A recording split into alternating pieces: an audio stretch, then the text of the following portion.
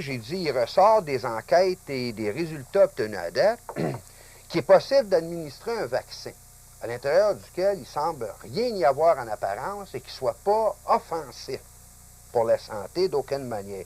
Mais par contre, le même vaccin, à cause de son contenu mal défini, mis en relation 1 an ou 2 ans plus tard avec un autre vaccin qui lui aussi semble inoffensif à première vue, les deux combinés ensemble vont produire des problèmes invraisemblables.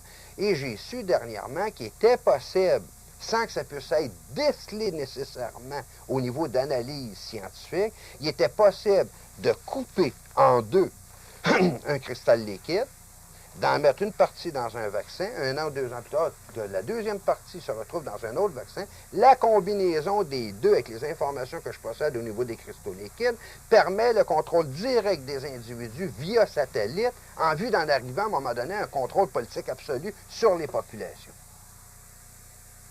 Sur lequel je vais donner une conférence demain, là, à Saint-Sauveur, et qui porte sur les nouvelles technologies développées entre la CIA et les forces militaires américaines pour le contrôle direct des individus, indépendamment de leur volonté.